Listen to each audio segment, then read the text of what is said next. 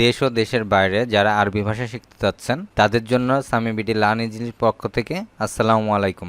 আশা করি সকলে ভালো আছেন। আর শুরু করতে যাচ্ছেন নতুন আরও একটি ভিডিও। এই ভিডিওতে শেখাবো ছোট ছোট শব্দ দিয়ে কিভাবে একটি পরিপূর্ণ বাক্য তৈরি করা যায় এবং এর মাধ্যমে কিভাবে আমরা আরবি ভাষাকে আরও সহজভাবে অন্য কারোর সামনে উপস্থাপন করতে পারবো। তাহলে চলুন কথা না বাড়িয়ে আজকে শুরু করি নতুন ভিডিও। আজকে শব্দাংশের মধ্যে আমরা প্রথমে যে শব্দটি জানবো সেটা হচ্ছে ইনতা।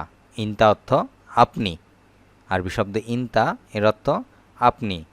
ফাদ্দাল অর্থ বসুন।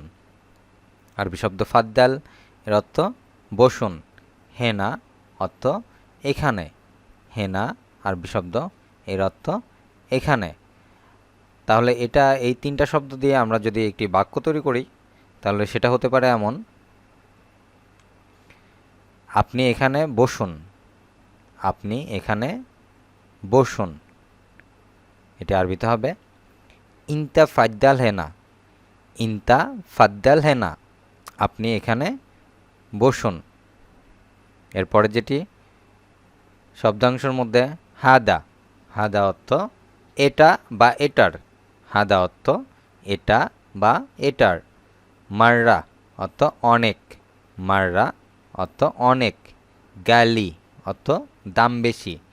কোনো একটি জিনিসের দাম বেশি এটি বোঝাতে আরবি শব্দ গালি ব্যবহার করা হয়। তাহলে এই তিনটি শব্দের মাধ্যমে আমরা যখন বাক্য তৈরি করব সেটি হবে এমন: এটার দাম অনেক বেশি। এটার দাম অনেক বেশি। আমরা এই তিনটি শব্দ দিয়ে বা এই তিনটি শব্দ শেখার মাধ্যমে একটি পরিপূর্ণ বাক্য তৈরি করতে পারি। সেটা এমন হতে পারে যে এটার দাম অনেক বেশি। হায়দা মাররা গালি। হাদা মাররা গালি, এটার দাম অনেক বেশি। হাদা অর্থ এটার। রাখিস অর্থ কম দাম। আমরা দাম বেশি, এটার বিপরীতে কম দাম, এটাও আমরা বলতে পারি যে হাদা অর্থ এটার, রাখিস অর্থ কম দাম। তাহলে এটা দিয়ে যদি আমরা বাক্য তৈরি করি সেটা হবে এটার দাম কম। এটার দাম কম। হাদা রাখিস। হাদা রাখিস অর্থ এটার দাম কম। শব্দাংশ আনা অর্থ আমার। আরবি শব্দ আনা এর অর্থ আমার। মা ইন্দি অর্থ কাছে নেই। মা ইন্দি অর্থ কাছে নেই। ফুলুস অর্থ টাকা। আরবি শব্দ ফুলুস এর অর্থ টাকা। আমরা শব্দ দিয়ে বাক্য তৈরি করব: আমার কাছে টাকা নেই। আমার কাছে টাকা নেই।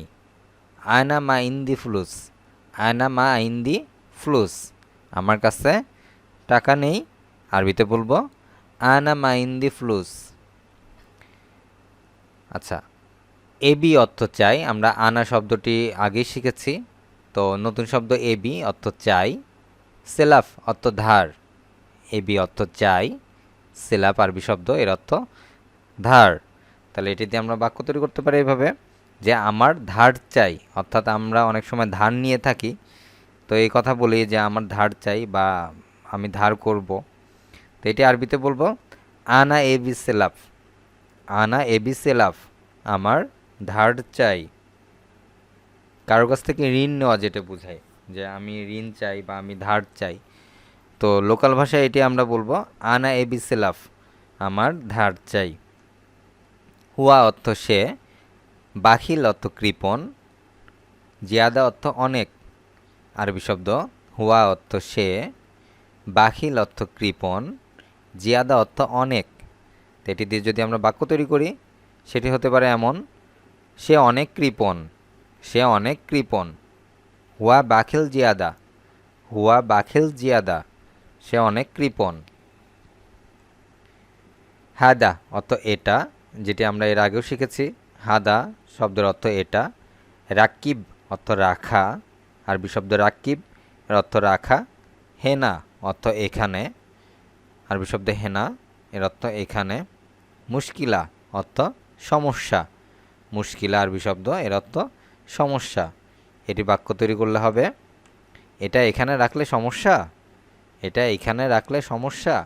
কোনো একটি জিনিস আমরা যখন রাখার আগে অর্থাৎ রাখতে চাচ্ছি সেটার আগে আমরা পারমিশন নিই, তো পারমিশন নেওয়ার ক্ষেত্রে এই ধরনের কথা আমরা বলে থাকি যে এটা এখানে রাখলে কি সমস্যা। তো এটি আরবিতে বলবো হায়দা রাক্কিব হেনা মুশকিলা।